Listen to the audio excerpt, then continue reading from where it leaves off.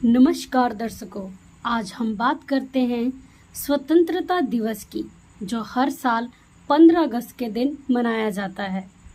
स्वतंत्रता दिवस के दिन मिठाइयाँ बांटी जाती हैं, बड़े बड़े समागम किए जाते हैं और देश के प्रधानमंत्री हर साल लाल किला पर जाकर ध्वजारोहण करते हैं।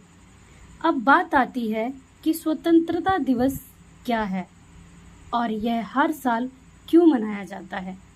बात उन दिनों की है जब सन 1600 में अंग्रेजों का मुगल साम्राज्य में पहली बार व्यापार के उद्देश्य से भारत आना हुआ था। सन 1608 में सर थॉमस रो, जो कि ब्रिटिश सम्राट जेम्स प्रथम राजदूत था, वह सूरत में पहुंचा।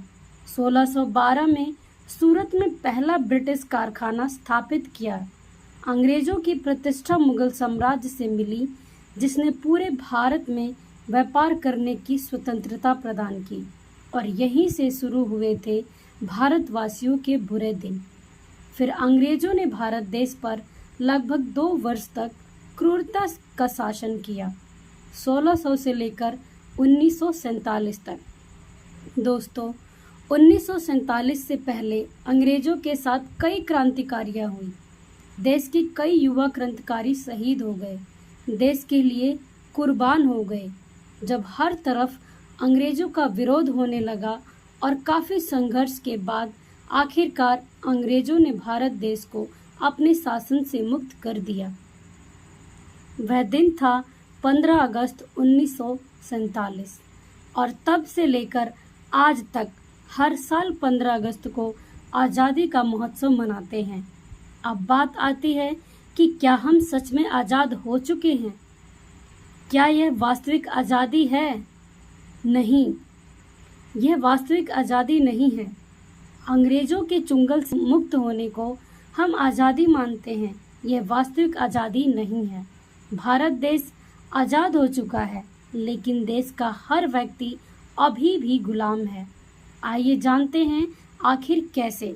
National drug dependent treatment AIIMS की वर्ष 2019 की रिपोर्ट बताती है कि अकेले भारत में ही लगभग 1600 करोड़ लोग शराब का नशा करते हैं और हम नशे के इतने गुलाम हो गए हैं कि नशे को छोड़ना नहीं चाहते, जबकि नशे की वजह से हजारों की संख्या में प्रत्येक वर्ष लोगों की मृत्यु हो जाती है। दूसरे नंबर पर आता है दहेज प्रथा। दहेज एक ऐसी कुप्रथा है जिसने हिंदुस्तान में अपनी जड़ें ढंग से मजबूत कर ली हैं, जिसकी वजह से यह कुप्रथा खत्म होने का नाम नहीं ले रही और दहेज के कारण लगभग हर साल हजारों की संख्या में बहन बेटियों को जला दिया जाता है, मार दिया जाता है। फिर भी हम अपने आप को आज़ाद समझते हैं। हम किस एंगल से अपने आप को आज़ाद समझते हैं? दहेज रूपी राक्षस के कारण बेटियां गर्भ में मार दी जाती हैं, भ्रूण हत्या कर दी जाती है और फिर भी हम अपने आप को आज़ाद समझते हैं। तीसरे नंबर पर आता है चोरी और रिश्वतखोरी।